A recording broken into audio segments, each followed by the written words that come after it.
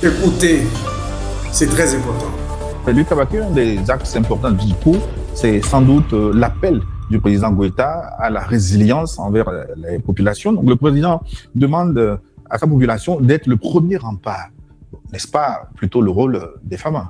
Non, attention, je pense que je reviens toujours à cette communication de crise. Vous voyez, lorsque vous êtes un leader, vous devez être conscient qu'après votre vision et toute l'ambition que vous nourrissez pour réaliser vos objectifs, etc., vous devez donc être conscient que ce n'est pas un chemin lisse, qu'il est jonché d'embûches, etc.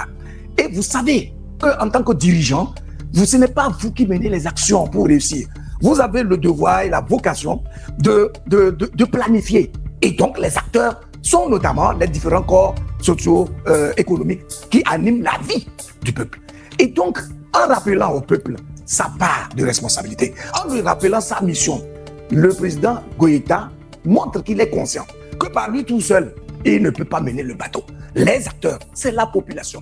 Voyez-vous, nous-mêmes, à tout moment, chaque fois que nous menons nos émissions ici, nous appelons toujours la population à la vigilance, à la lucidité. Pourquoi? Parce que le pouvoir, c'est au peuple. C'est-à-dire que si chaque citoyen se montre intègre, se montre vigilant et observe autour de lui tous les actes qui sont de nature à compromettre les règles du vivre ensemble, il a tout le devoir de dénoncer cela. C'est ça qui permet aux États organisés de grandir. Et donc, ce message que Assimi passe crée une certaine dynamique, une nouvelle dynamique, et discipline le peuple autour d'un idéal commun qui va être réalisé. Les forces armées maliennes vont faire leur travail parce qu'elles sont équipées et organisées pour cela. Mais pour qu'elles puissent travailler de façon plus efficace, il faut nécessairement la contribution de la population qui est dans tous les coins et les recoins du Mali et qui est susceptible justement de percevoir au bas de l'échelle des faits et des actions que le dirigeant du haut de son piédestal ne pourrait pas voir. Et donc, lorsqu'il y a des couloirs d'information efficaces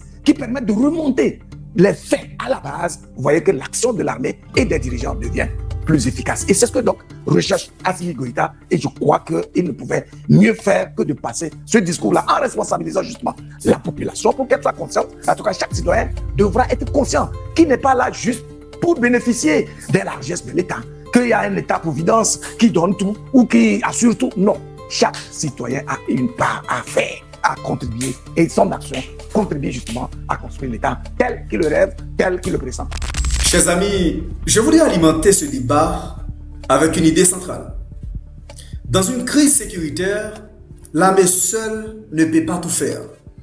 Je m'explique. Lucas Baké rappelle un point très important.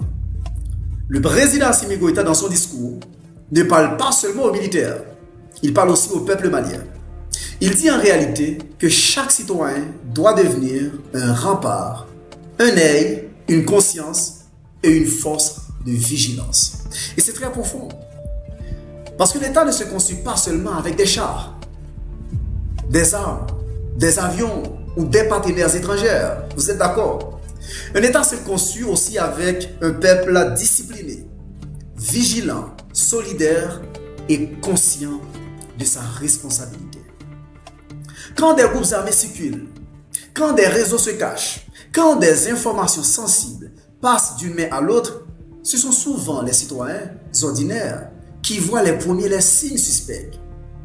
C'est le commerçant, le chauffeur, l'agriculteur, la femme au marché, le jeune au quartier, le chef de village. Donc si l'information ne remonte pas, l'armée, FAMA, travaille dans l'ombre.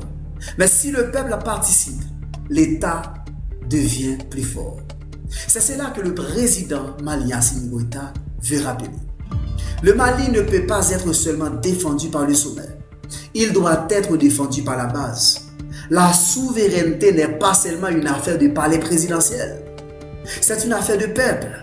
Mais attention, vigilance ne veut pas dire panique.